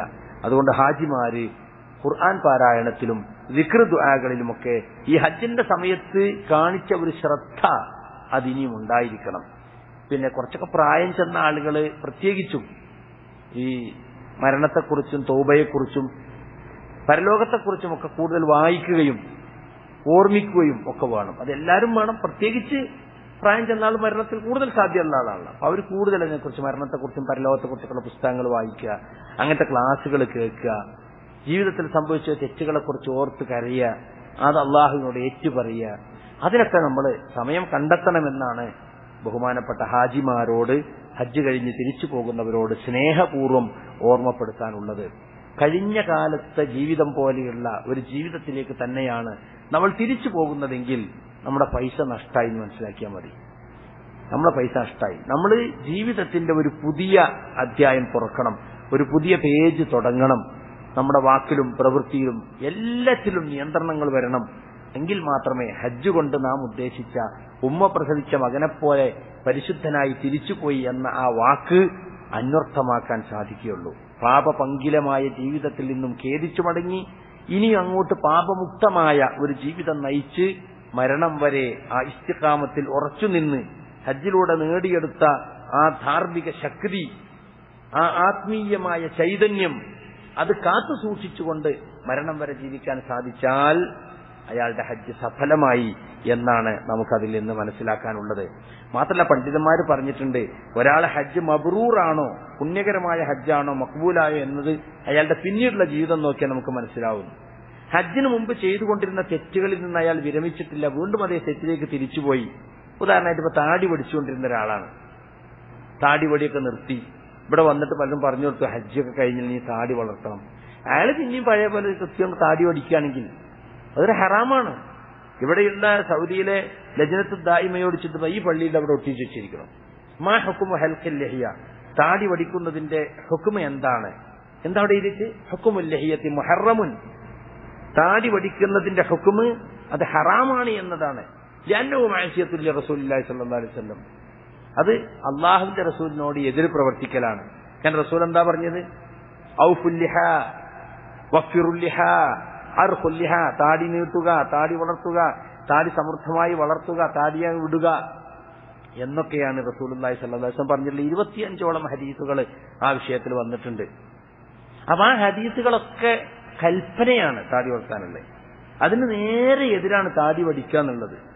അതുകൊണ്ട് ഈ കൽപ്പനയൊക്കെ വുജൂബിനാണ്. ഇവിടെ പുസ്തകം തന്നെ ഉണ്ട്, വുജൂബ് ഇഹ്സാഇൽ ലഹിയ, ഷെയ്ഖ് ഇബ്നു ബാസ് റഹ്മത്തുള്ളാഹി അലൈഹിയുടെ മുഖക്കുറിപ്പോട് കൂടി ഇറക്കിയിട്ട് ചെറിയൊരു പുസ്തകം, ഹദീസുകൾ കൊടുത്തിട്ടുണ്ടായില്ലേ, താടി വളർത്തൽ വാജിബാണ് എന്ന് പറയുന്നത്. അതുപോലെ ഇവിടുത്തെ കിബാറുൽ ഉലമായുടെ ഫത്വകൾ ഉൾക്കൊള്ളിച്ചുകൊണ്ട് തഹരീമു ഹൽഖിൽ ലിഹ, താടി വടിക്കുന്നത് ഹറാം എന്ന് പറഞ്ഞുകൊണ്ട് ഇപ്പതാ ഹറമില് ഞങ്ങള് പുസ്തകങ്ങളൊക്കെ കൊടുക്കുന്ന ഗൈഡൻസ് കൊടുക്കുന്ന ആ സ്ഥലത്ത് ആളുകൾ വരുമ്പോൾ നമ്മൾ ചോദിക്കും, ഹജ്ജ് കഴിഞ്ഞില്ല എവിടെ പോയി താടി? അപ്പൊ ഇത് പറഞ്ഞു പലർക്കും ഇത് വാജിബാണ്, ഇത് സുന്നത്തല്ലേ ഉള്ളൂ, വേണമെങ്കിൽ ചെയ്താൽ മതി എന്നല്ലേ, ചെയ്തില്ലെങ്കിലും കുറ്റൊന്നുമില്ല എന്നാണ് ആളുകൾ മനസ്സിലാക്കിയിട്ടുള്ളത്.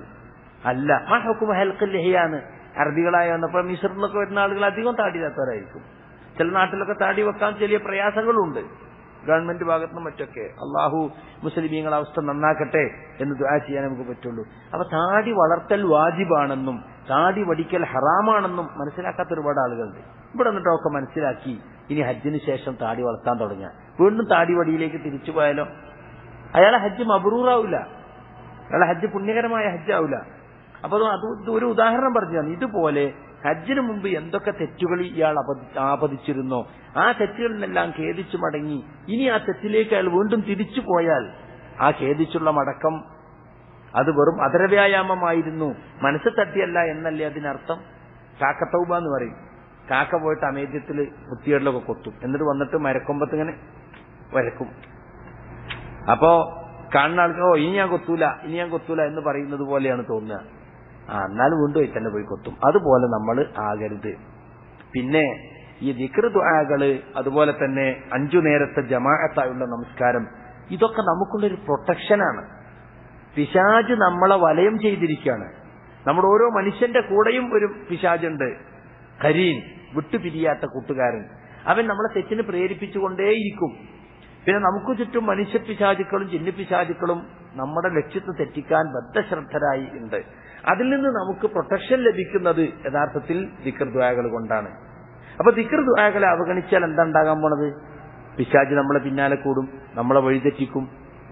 വമൻ യഅശു അൻ ദിക്രിർ റഹ്മാനി നുഖയ്യിദ് ലഹു ശൈത്താനൻ ഫഹുവ ലഹു ഖരീൻ വഇന്നഹും ലയസുദ്ദൂന അനിസ് സബീലി വയഹ്സബൂന അന്നഹും മുഹ്തദൂൻ. സൂറത്ത് ദുഖ്റുഫിലെ 36-37 ആയത്തിൽ പരമകാരുണികനായ അള്ളാഹിനെ കുറിച്ചുള്ള ദിക്റിൽ നിന്ന് ആരെങ്കിലും അകന്നുപോയാൽ അയാൾക്ക് അല്ലാഹു ഒരു ശൈത്താനെ ഏർപ്പെടുത്തി കൊടുക്കും, അവനായിരിക്കും അവന്റെ കൂട്ടുകാരൻ. ആ പിശാചുക്കൾ അവനെ യഥാർത്ഥ മാർഗത്തിൽ തെറ്റിക്കും. അവരാകട്ടെ ഞങ്ങളിപ്പോഴും സന്മാർഗത്തിലാണ് എന്ന് വിചാരിക്കുകയും ചെയ്യും. കണ്ടോ? അപ്പൊ അള്ളാഹിനെ കുറിച്ചുള്ള സ്മരണയിൽ വിട്ടിട്ട് ആര് ജീവിച്ചാലും അവർക്ക് പിശാച് അവരെ ഉപയോഗപ്പെടുത്താൻ പിശാചിന് എളുപ്പമാണ്. അള്ളാഹുവിനെ കുറിച്ചുള്ള ദിക്ർ നിലനിർത്തിക്കൊണ്ട് അയാൾ പോവുകയാണെങ്കിൽ പിശാചിന് അയാളെ വഴിതെറ്റിക്കാനോ അയാളെ ദ്രോഹിക്കാനോ സാധിക്കുകയില്ല. അപ്പൊ അത് നമ്മൾ മനസ്സിലാക്കണം, പിശാചിന് വഴങ്ങി കൊടുക്കരുത്. അപ്പോൾ ദിക്ർ നിലനിർത്തുക. ജമാഅത്തായുള്ള നിസ്കാരം ഒറ്റക്ക് നിസ്കരിക്കുന്നതിനേക്കാൾ 27 ഇരട്ടി പുണ്യമുണ്ടെന്നാണ് ഹദീസിൽ പറഞ്ഞിട്ടുള്ളത്. അപ്പൊ ഹാജി ഇപ്പൊ ഓടി കതച്ച് പള്ളിയിലെത്തും. അത് എല്ലാപ്പോഴും വേണം. എന്താ പള്ളി നിസ്കരിച്ചാലും പ്രത്യേകത വീട്ടിൽ നിസ്കരിച്ചാലും പോരെ എന്നല്ല. ആണുങ്ങളെ പുരുഷന്മാരെ സംബന്ധിച്ചിടത്തോളം ജമാഅത്തായുള്ള നിസ്കാരം വാജിബാണെന്നാണ് പണ്ഡിതന്മാര് പറഞ്ഞിട്ടുള്ളത്. ഇപ്പൊ ഇവിടെ വന്നിട്ട് എല്ലാവരും തഹജ്ജുദ് നിസ്കരിക്കും. ഹജ്ജിന് പ്ലെയിൻ കയറിയ കഴിഞ്ഞ അന്നത്തോടെ കഴിഞ്ഞ് അന്ന് പ്ലെയിനിൽ തന്നെ പോയി, പിന്നെ വീട്ടിൽ ചെന്ന് സലാത്ത് പഴയ റെയിലുമ കയറി. അങ്ങനെയല്ല, രാത്രി നിസ്കാരം ഇശാ നിസ്കരിച്ചിട്ട് സുബൈ നിസ്കരിക്കുന്നതിന് മുമ്പ് വിത്ർ എന്ന് പറയും. ഞാൻ രാത്രി കടന്ന നബിയെ രാവിലെ ഉണരുമെന്ന് എനിക്ക് ഉറപ്പില്ല, സുബഹിന്റെ മുമ്പ് തഹജ്ജുദിന്റെ സമയത്ത് ഉണരാൻ കഴിയുമെന്ന് ഉറപ്പില്ല എന്ന് പറഞ്ഞപ്പോ പറഞ്ഞു, നീ ഇശാന്റെ ശേഷം നിസ്കരിച്ച് കിടന്നോന്ന്. അബൂ ഹുറൈറ റളിയല്ലാഹു അൻഹുവിനോട് മറ്റു ചില സഹാബികൾക്ക് അനുവാദം കൊടുത്തിട്ടുണ്ട്. അപ്പൊ തഹജ്ജുദിന് ഇവിടെ ഇനിയിപ്പോൾ സാധിച്ചോളന്നില്ല. ഹജ്ജിന് വന്നാൽ പിന്നെ ഉറക്കമൊന്നും ഉണ്ടാവില്ല, കൃത്യമായിട്ടൊക്കെ നിസ്കരിക്കും. പക്ഷേ തഹജ്ജുദ് ഇല്ലെങ്കിലും തഹജ്ജുദ് ഉണ്ടെങ്കിൽ അതാണ് ഏറ്റവും നല്ലത്, ഏറ്റവും ഉത്തരം കിട്ടുന്ന സമയമാണ് സുബഹിന്റെ മുമ്പുള്ള സമയം, അത്താഴ സമയം. അല്ലാഹു സുബ്ഹാനഹു വ തആല ഭൂമിയുടെ അടുത്ത് ആകാശത്തേക്ക് ഇറങ്ങി വന്ന് എന്നോട് ചോദിക്കുന്നവരുണ്ടോ ഞാൻ അവർക്ക് കൊടുക്കാം, സഹായം അർപ്പിക്കുന്നവരുണ്ടോ ഞാൻ അവരെ സഹായിക്കാം, പൊറുക്കലിനെ തേടുന്നുണ്ടോ ഞാൻ പുറത്തു കൊടുക്കാം എന്ന് പറയുന്ന പ്രബലമായ ഹദീസ് വന്നിട്ടുണ്ട്, ഹദീസുൻ നുസൂൽ. അപ്പൊ അതാണ് ഏറ്റവും നല്ല സമയം. അതിന് കഴിയില്ലെങ്കിൽ രാത്രി കിടക്കുമ്പോഴെങ്കിലും ഒന്നെടുത്ത് കിടക്കുമ്പോൾ ഒരു 3 റക്അത്തെങ്കിലും ചുരുങ്ങി നിസ്കരിക്കുക, വിത്ർ നിലനിർത്തുക. മനസ്സിലായില്ലേ? വല്ലദീന യബീതൂന ലിറബ്ബിഹിം സുജ്ജദൻ വഖിയാമ, സുജൂദ് ചെയ്തുകൊണ്ടും നിസ്കരിച്ചുകൊണ്ടും രാത്രി കഴിച്ചു കൂട്ടുന്നവരാണ് റഹ്മാനായ റബ്ബിന്റെ അടിമകൾ. ഇബാദുർ റഹ്മാന്റെ സ്വഭാവം വിവരിച്ചേർത്ത് പോലെ സൂറത്ത് സജ്ദയിൽ തതജാഫാ ജുനൂബുഹും അനിൽ മളാജിഇ യദ്ഊന റബ്ബഹും ഖൗഫൻ വതമഅ വമിമ്മാ റസഖ്നാഹും യുൻഫിഖൂൻ. അവരുടെ പാർശ്വങ്ങൾ കടപ്പറ വിട്ടകലുന്നതാണ് തങ്ങളുടെ റബ്ബിനോട് പ്രാർത്ഥിച്ചുകൊണ്ട്. രാത്രി സുഖമായി ഉറങ്ങുന്നിടത്തുനിന്ന് അലാറം വെച്ചിട്ട് തഹജ്ജുദിന്റെ സമയത്ത് ഫാൻ ഓഫാക്കി AC ഓഫാക്കി എണീറ്റ് ബാത്റൂമിൽ പോയി പല്ല് തേച്ച് ഒന്നുകൊടുത്ത് എല്ലാവരും സുഖമായി ഉറങ്ങുന്ന സമയത്ത് താനും തന്റെ റബ്ബിനോട് രഹസ്യമായിരുന്ന് കയ്യുയർത്തി കരഞ്ഞു പ്രാർത്ഥിക്കുക. ഒരു വല്ലാത്ത അനുഭൂതി തന്നെയാണത്. അപ്പൊ അതിന് സാധിക്കുമെങ്കിൽ അത് തന്നെയാണ് ചെയ്യേണ്ടത്. അതുകൊണ്ട് തഹജ്ജുദ് നിസ്കരിക്കുക, അല്ലെങ്കിൽ തഹജ്ജുദ് കഴിയാത്ത വിത്ർ നിസ്കരിക്കുക. ഏതായിരുന്നാലും ഇശാക്ക് ശേഷം ഒരു 3 റക്അത്തെങ്കിലും കിടക്കുന്നതിന് മുമ്പായിട്ട് നിസ്കരിച്ച് ശീലിക്കണം. ചുരുങ്ങിയത് അതെങ്കിലും, ഏറ്റവും ചുരുങ്ങിയതാണ് പറഞ്ഞ ഒരു റക്അത്താണ് ഏറ്റവും ചുരുങ്ങിയതെങ്കിലും നമ്മൾ അത്ര ചെറുക്കണ്ട, ഒരു 3 റക്അത്തെങ്കിലും. അങ്ങനെ ഈ ദിക്ർ ദുആകളും നമസ്കാരവും ഒക്കെ നിലനിർത്തുക. അതുപോലെ സാമ്പത്തിക കുറ്റകൃത്യങ്ങളിൽ നിന്ന് അകന്നു നിൽക്കുക, ലൈംഗിക കുറ്റകൃത്യങ്ങളിൽ നിന്ന് അകന്നു നിൽക്കുന്ന. ലൈംഗിക കുറ്റകൃത്യങ്ങൾ ധാരാളം വർദ്ധിച്ചൊരു കാലത്താണ്. പത്രങ്ങളൊക്കെ എടുത്ത് നോക്കിയാൽ അല്ലേ, മക്കളും കുട്ടികളൊക്കെ ഉള്ളിടത്ത് വാപ്പാന്റെയും ഉമ്മാന്റെയും വിളിച്ച് വായിക്കാൻ പറ്റാത്ത വാർത്തകൾ അല്ലേ, വളരെ വൃത്തികെട്ട. അപ്പൊ അത്തരം കാര്യങ്ങളിലേക്കൊക്കെ വളരെ നമ്മൾ ശ്രദ്ധിക്കണം. തെറ്റിപ്പോകാനുള്ള വഴികൾ എമ്പാടുമുണ്ട്. വീട്ടിൽ TV ഉണ്ടാകും, അതിൽ ചാനൽ ഉണ്ടാകും, അതിൽ സീരിയൽ ഉണ്ടാകും. അതൊക്കെ മനുഷ്യനെ വഴിതെറ്റിക്കുന്ന ഒരുപാട് സംഗതികൾ അതിലൊക്കെ ഉണ്ട്. അപ്പൊ അത് വളരെ ശ്രദ്ധിക്കേണ്ട കാര്യങ്ങളാണ്. നമ്മുടെ വീട് ശുദ്ധമായിരിക്കണം, വീട്ടിൽ അള്ളാഹിനെ കുറിച്ച് ഓർമ്മിക്കുന്ന വീടായിരിക്കണം, പിശാചിന് ഇരിപ്പിടം കൊടുക്കുന്ന വീടാകരുത് അല്ലെ. റസൂലുള്ളാഹിന്റെ ഹദീസ് ഉണ്ടല്ലോ, ഒരാൾ വീട്ടിലേക്ക് കയറുമ്പോ ബിസ്മില്ല എന്ന് പറഞ്ഞ് സലാം പറഞ്ഞ് കയറിയാൽ പിശാചിന് അവിടെ ഇടമില്ല. അത് മറന്നു കയറിയാലോ പിശാചും കൂടെ കയറും. എന്നിട്ട് ഭക്ഷണം കഴിക്കാൻ നിൽക്കുമ്പോൾ ബിസ്മില്ല മറന്നാലോ പിശാചും കൂടെ കഴിക്കുന്ന പറഞ്ഞു. അവന് നമുക്കിന്നോടെ സീറ്റ് കിട്ടി, ഭക്ഷണവും കിട്ടി, താമസവും കിട്ടി, മെസ്സുമായി ലോഡ്ജിങ്ങുമായി എന്ന് പറയുമെന്ന് ഹദീസിലുണ്ട്. അപ്പൊ ആ പിശാച് നമ്മളെ കാത്തിരിക്കുകയാണ് പഴുതുകൾ നോക്കി കയറാൻ വേണ്ടിയിട്ട്. അപ്പൊ ആ ഒരു ശ്രദ്ധ ഹാജിമാർക്കുണ്ടാകണം. അങ്ങനെ ഒരു പുതിയ ജീവിതത്തിന്റെ പേജ് തുറക്കാൻ സാധിച്ചാൽ, ജീവിതത്തിൽ മാറ്റം വരുത്തിയാൽ, സാമ്പത്തിക ഇടപാടുകളിലൊക്കെ ഒരുപാട് കുറ്റകൃത്യങ്ങൾ ആളുകൾ ചെയ്തുകൊണ്ടിരിക്കുന്നുണ്ട്. അയാൾ ആജിയരൊക്കെ തന്നെയാണ്, പെരും പിശുക്കനാന്ന് പറയും. അങ്ങനെ പറയിപ്പിക്കാൻ പാടുണ്ടോ? ആജിയരൊക്കെ തന്നെയാണ്. ഒരു പൈസ ധർമ്മം കൊടുക്കൂല. അതുപോലെ തന്നെ പണം ഉണ്ടാക്കാൻ ഏത് മാർഗ്ഗമാണ് സ്വീകരിക്കും. കള്ള് ഷാപ്പിന്റെ റൂം വാടക കൊടുക്കുക. എന്താ, ഞാൻ കള്ളുടിക്കുന്നില്ലല്ലോ, ഞാൻ വാടക കൊടുത്തിട്ടല്ലേ ഉള്ളൂ എന്ന് പറയാം. ബാങ്ക് നടത്താൻ വീട് വാടക കൊടുക്കുക. അങ്ങനെ പലിശയോടോ മദ്യത്തോടോ ഇതിനോടൊന്നും ഒരു വെറുപ്പില്ല. പിന്നെ എന്ത് ഹജ്ജാണ് അയാൾ ചെയ്തത്? അപ്പൊ അങ്ങനെ ആയിരിക്കരുത് ഹാജി ആളുകളെ സ്നേഹിക്കുന്ന, ആളുകളെ സഹായിക്കുന്ന, അതൊക്കെ വലിയ പുണ്യമുള്ള കാര്യങ്ങളാണ് പരലോകത്ത്. അങ്ങനെ ജീവിതത്തിൽ വലിയ മാറ്റം വരുത്താൻ ഹാജി തയ്യാറാകണമെന്നാണ് ഈ സന്ദർഭത്തിൽ പറയാനുള്ളത്. ഞാൻ ഇനിയും നീട്ടി സംസാരിക്കാൻ ഉദ്ദേശിക്കുന്നില്ല. ആ പറഞ്ഞ ഓതി വെച്ച ആയത്തുണ്ടല്ലോ, അത് ഹജ്ജിനെ കുറിച്ച് പറയുന്നിടത്ത് സൂറത്തുൽ ബഖറയിൽ പറഞ്ഞത്, അത് പറഞ്ഞുകൊണ്ട് നമുക്ക് അവസാനിപ്പിക്കാം. ഫമിനന്നാസി മൻ യഖൂലു റബ്ബനാ ആതിനാ ഫിദ്ദുനിയ, ജനങ്ങളിൽ ചില ആളുകളുണ്ട്, അവർ അള്ളാഹിനോട് പറയും, പടച്ചവൻക്ക് ദുനിയാവിൽ തരണേ. ഇപ്പോഴും മൂപ്പര് ദുനിയാവിനെ പറ്റിയാണ്. ആ കച്ചവടം വിജയിച്ചിട്ടില്ല, ഈ കച്ചവടം വിജയിച്ചിട്ടില്ല, അവിടെ ഷെയർ ചെയ്യുന്ന അതിനൊന്നും കിട്ടിയില്ല, ഇവിടെ ഷെയർ ചെയ്യുന്ന അതിനൊന്നും കിട്ടിയില്ല, മോൻ അങ്ങോട്ട് പറഞ്ഞാൽ ചോന് ജോലി ശരിയായില്ല, ഇവിടെ സ്ഥലം വിറ്റു അത് കിട്ടിയില്ല, അത് മുടങ്ങിക്കിടക്കുക. എപ്പോഴും മൂപ്പർക്ക് ഈ സാമ്പത്തിക പരാതികളും ദുനിയാവിലെ പറ്റി മാത്രമാണ്. വമാ ലഹു ഫിൽ ആഖിറതി മിൻ ഖലാഖ്, ദുനിയാവ് തരണേ എന്ന് പറഞ്ഞവർക്ക് ആഖിറത്തിൽ ഒരു അംശവും ഉണ്ടായിരിക്കുന്നതല്ല. പോയില്ലേ? വമിൻഹും മൻ യഖൂലു റബ്ബനാ ആതിനാ ഫിദ്ദുനിയാ ഹസനതൻ വഫിൽ ആഖിറതി ഹസന. എന്നാൽ മനുഷ്യന്മാരിൽ തന്നെ ചിലരുണ്ട്, അവർ പ്രാർത്ഥിക്കും, ഞങ്ങളുടെ റബ്ബേ ഞങ്ങൾക്ക് ദുനിയാവിൽ നല്ലത് തരണേ, ആഖിറത്തിലും നല്ലത് തരണേ, വഖിനാ അദാബന്നാർ നരകശിക്ഷ ഞങ്ങളിൽ നിന്ന് കാത്തുരക്ഷിക്കണേ, ഞങ്ങളെ തടുക്കണേ, നരകശിക്ഷ ഞങ്ങളിൽ നിന്ന് തടുത്തു തരണേ. ഉലൈക ലഹുൻ നസീബും മിമ്മാ കസബു, അവർക്കവർ സമ്പാദിച്ചതിന്റെ വിഹിതമുണ്ടായിരിക്കും. വല്ലാഹു സരീഉൽ ഹിസാബ്, അല്ലാഹു വേഗത്തിൽ കണക്കു നോക്കുന്നവനാണ്. അപ്പോൾ റസൂലുള്ളാഹി സ്വല്ലല്ലാഹു അലൈഹി വസല്ലം ഏറ്റവും കൂടുതൽ പ്രാർത്ഥിച്ച പ്രാർത്ഥന ഏത്?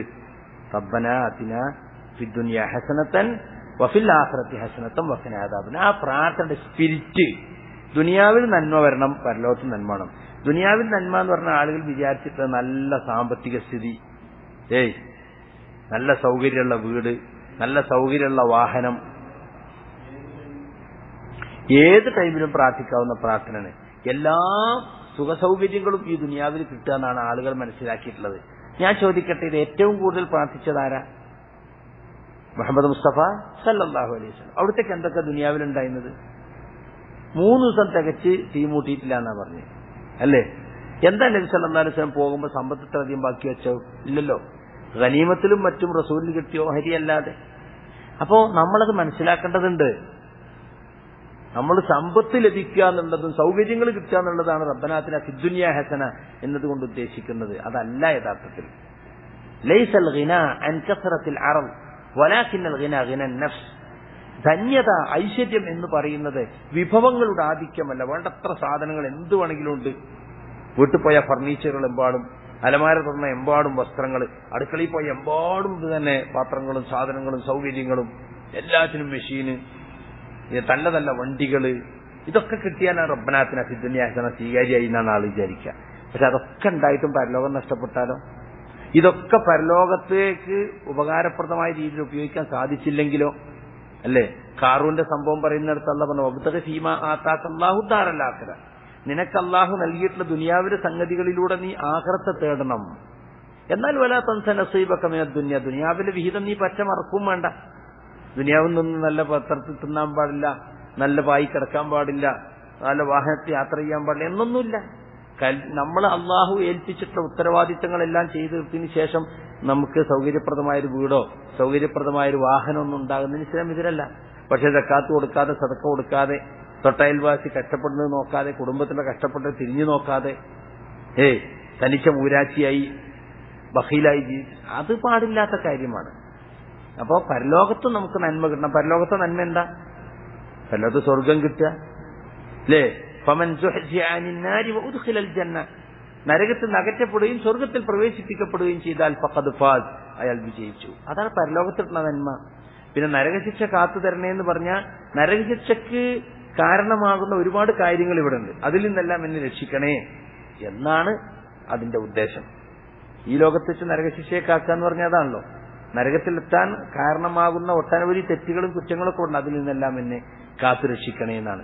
അപ്പൊ അതുകൊണ്ട് ഈ പ്രാർത്ഥന നമ്മൾ ധാരാളം പ്രാർത്ഥിക്കണം. എപ്പോ കൈയെത്തിയാലും ദുനിയാവിന് വേണ്ടി മാത്രം, ദുനിയാവിന്റെ സുഖസൗകര്യങ്ങൾക്ക് വേണ്ടി മാത്രം പ്രാർത്ഥന അവസാനിപ്പിക്കുക. പാപങ്ങൾ പൊറുക്കാൻ, സ്വർഗം ലഭിക്കാൻ, നരകശിക്ഷയിൽ നിന്ന് രക്ഷപ്പെടാൻ, ഇതിനൊക്കെ നമ്മൾ ധാരാളമായിട്ട് ദുആ ചെയ്യണം. സ്വർഗം എന്ന് പറയുന്നത് നമ്മുടെ അമല് കൊണ്ട് മാത്രം കിട്ടുന്നതല്ല. അമലുകൾക്ക് കിട്ടുന്ന ഒരു സമ്മാനമാണെങ്കിലും അള്ളാഹുവിന്റെ മഹത്തായ ഫള്, കനിവ് അതിനുണ്ടാകണം, എന്നാലേ കിട്ടുള്ളൂ. അമലുകൊണ്ട് മാത്രം നിങ്ങളാരും സ്വർഗത്ത് കടക്കൂലെന്ന് റസൂലുള്ളാഹി സ്വല്ലല്ലാഹു അലൈഹി വസല്ലം പറഞ്ഞിട്ടുണ്ട്. നബിയെ നിങ്ങളോ ഞാനും കടക്കൂല, അള്ളാഹു എന്റെ റഹ്മത്ത് കൊണ്ട് എന്നെ പൊതിഞ്ഞാലല്ലാതെ.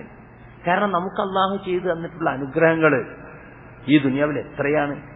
അതിന് പകരമായി നമ്മൾ കാണിക്കുന്ന നന്ദി എത്ര കാണിച്ചാലും അള്ളാന്റെ നന്ദിക്ക് തുല്യ, അള്ളാഹുവിന്റെ അനുഗ്രഹത്തിന് തുല്യാവൂല, അത് മേലെ തന്നെ നിൽക്കും. അപ്പൊ പിന്നെ നമുക്ക് സ്വർഗത്ത് പോകണമെങ്കിൽ എന്ത് വേണം? അവന്റെ കനിവും അവന്റെ കൃപയും വേണം. അപ്പൊ അതുകൊണ്ട് സ്വർഗത്തിന് വേണ്ടി ചോദിക്കണം. നിങ്ങൾ സ്വർഗം ചോദിക്കണം. സ്വർഗം ചോദിക്കുകയാണെങ്കിൽ ഉന്നത സ്വർഗമായ ഫിർദൗസിനെ ചോദിക്കണം എന്ന് പറഞ്ഞ ഹദീസുണ്ട്. അല്ലാഹുമ്മ ഇന്നി അസ്അലുക്കൽ ജന്നത വഅഊദു ബിക മിനൻ നാർ. റമളാനിൽ മാത്രം പ്രാർത്ഥിക്കാനുള്ളതാണോ? അല്ലാഹുമ്മ ഇത്ഖിനി മിനൻ നാർ എന്നിങ്ങനെ പ്രാർത്ഥിക്കും റമളാനിൽ മാത്രമാണോ? അല്ല. അല്ലാഹുമ്മ ഇന്നി അസ്അലുക്കൽ ജന്നത വഅഊദു ബിക മിനൻ നാർ. അല്ലാഹുവേ ഞാൻ നിന്നോട് സ്വർഗം ചോദിക്കുന്നു, നരകത്തിൽ ഞാൻ നിന്നോട് രക്ഷ തേടുന്നു. നമ്മളെ ലക്ഷ്യം അതാണ്. ഇത് നശ്വരമായ ക്ഷണികമായ ജീവിതമാണിത്. ഒരു വെള്ളത്തിലെ കുമിള പോലെ പൊട്ടിപ്പോകാനുള്ളതാണിത്. ദുനിയാവ് നശ്വരമാണ്, ക്ഷണിക. ഇത് നമ്മുടെ മനസ്സിൽ കല്ലിൽ കൊത്തിവെച്ച പോലെ നമ്മുടെ മനസ്സിലുണ്ടാകണം. ഇവിടെ എത്ര കിട്ടിയാലും കിട്ടിയെന്ന് വിചാരിക്കേണ്ടതില്ല, ഇവിടെ എന്തൊക്കെ പോയാലും പോയി എന്ന് വിചാരിക്കേണ്ടതില്ല. കിട്ടേണ്ടത് എവിടെയാണ്? പരലോകത്താണ്. അവിടുത്തെ കാര്യം പോയോ അത് പോക്ക് തന്നെയാണ്. ആ നിലക്ക് ദുനിയാവിനെ കാണുവാൻ, ആഖിറത്തിനെ മുൻതൂക്കം കൽപ്പിക്കുവാൻ നമുക്ക് സാധിക്കണം. ബൽ തുസിറൂനൽ ഹയാത്ത ദുനിയ, എന്തൊക്കെ പറഞ്ഞാലും നിങ്ങൾ മുൻതൂക്കം കൽപ്പിക്കുന്ന ദുനിയാവിനാണ്, ദുനിയാവിലെ ജീവിതത്തിനാണ്. വൽ ആഖിറത്തു ഖൈറുൻ വഅബ്ഖ, എന്നാൽ ആഖിറമാണ് ഏറ്റവും ഉത്തമവും എന്നെന്നും നിലനിൽക്കുന്നതും. ഇത് ഹാജിമാരും അല്ലാത്തവരും മനസ്സിൽ കൊത്തിവെക്കേണ്ട ഒരു ജീവിത ആദർശമാണ്. ആഖിറത്തിന് മുൻതൂക്കം കൽപ്പിക്കുക, ദുനിയാവിനല്ല പ്രാധാന്യം കൽപ്പിക്കേണ്ടത്. ദുനിയാവ് നശിക്കാനുള്ളതാണ്. ഇത് താൽക്കാലികമായി നമുക്ക് ജീവിക്കാനുള്ള വിഭവങ്ങൾ അള്ളാഹുവിടെ ഏർപ്പെടുത്തിയതാണ്. ഇത് നമ്മളെ പരീക്ഷിക്കാൻ വേണ്ടിയുള്ളതാണ്. ഇവിടെയുള്ള മുഴുവൻ സംഗതികളും നമ്മളെ പരീക്ഷിക്കാനുള്ളതാണ്. ആ പരീക്ഷണത്തിൽ നമുക്ക് വിജയം കണ്ടെത്തണം. ഈ ഒരു ചിന്ത കൂടി നമ്മൾ പങ്കുവെച്ചുകൊണ്ട് ഞാനിവിടെ അവസാനിപ്പിക്കുകയാണ്. ഹജ്ജിന് ശേഷം നല്ല ഒരു പുണ്യമേറിയ ജീവിതം നയിക്കാൻ, മഖ്ബൂലും മബ്രൂറുമായ ഒരു ഹജ്ജ് ചെയ്ത ഒരു ഹാജിക്ക് നാളെ അള്ളാഹു പരലോകത്ത് സ്വർഗം കൊടുക്കാൻ അതിനുള്ള യത്നത്തിൽ ഏർപ്പെടണം എന്ന് ഓർമ്മപ്പെടുത്തിക്കൊണ്ട് അതിന് അല്ലാഹു സുബ്ഹാനഹു വ തആല നമുക്ക് എല്ലാവർക്കും തൗഫീഖ് നൽകട്ടെ എന്ന് പ്രാർത്ഥിച്ചുകൊണ്ട് ഞാൻ അവസാനിപ്പിക്കുകയാണ്. വസല്ലല്ലാഹു അലാ നബിയ്യിനാ മുഹമ്മദിൻ വഅലാ ആലിഹി വസഹബിഹി വസല്ലം വആഖിറു ദഅവാന അനിൽ ഹംദുലില്ലാഹി റബ്ബിൽ ആലമീൻ.